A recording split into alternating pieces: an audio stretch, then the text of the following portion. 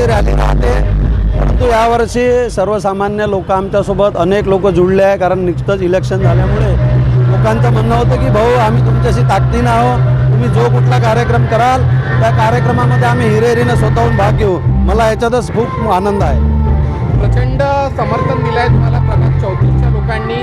जे यश पाहिजे होते पण ते संपादन झालं नाही, काय म्हणाल त्यावर?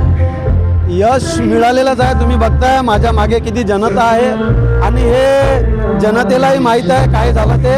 त्याच्यामुळे ह्या विषयावर मला भाष्य करणं योग्य होणार नाही, कारण जे लोक निवडून आले ते सुद्धा माझे मित्रच आहे. त्यामुळे जे निवडून आले त्यांना खूप खूप शुभेच्छा.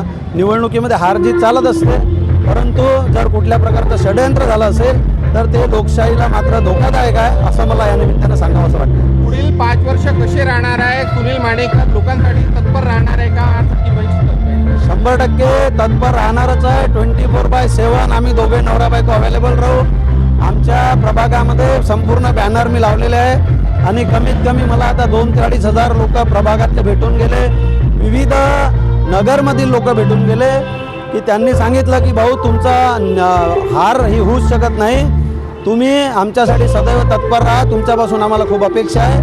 मी सगळ्या नेत्यांच्या माध्यमातून त्यांची अपेक्षा पूर्ण करण्याचा नक्कीच प्रयत्न करेन. हा संघर्ष आता सुरू आहे ना, आज प्रजासत्ताक दिनानिमित्त काय शुभेच्छा द्याल? प्रजासत्ताक दिनाच्या निमित्तानं एवढ्या शुभेच्छा देऊ इच्छितो. डॉक्टर बाबासाहेब आंबेडकरांनी जे संविधान लिहिलं त्या संविधानानुसार लोकशाही चालायला पाहिजे आणि ही लोकशाही अशीच चालत राहावी अशा मी सगळ्या नागरिकांना शुभेच्छा देऊ इच्छितो. ताई काय बोलाल? आज प्रजासत्ताक दिन आहे आणि एकदम त्याच स्फूर्तीने तुम्ही रॅली काढलेली. सर्वप्रथम माझ्यातर्फे प्रजासत्ताक दिनाच्या सर्वांना खूप खूप शुभेच्छा. आणि गाणं तुम्ही ऐकता वो सिकंदर ही दोस्तों कहलाते, हारी बाजी को जीतना हमें आता है. तर आम्ही हरलेलो नाही आहे, आम्ही पब्लिकच्या मनात जिंकलेलो आहे आणि आम्हाला राजकारणाचं चालत राहणार आहे, पण पब्लिकशी जुडणं आणि त्यांचं काम करणं हेच आमचा मेन उद्देश आहे. आणि माझा माननीय सखी मंच हा आमचा श्वास आहे, माझ्या सखींचा हा उत्साह आहे, म्हणून आज आम्ही रॅली काढलेली आहे. दादा आणि तुमचा संघर्ष सुरूच राहणार सतत 5 वर्ष आणि जनतेच्या सेवेसाठी राहणार.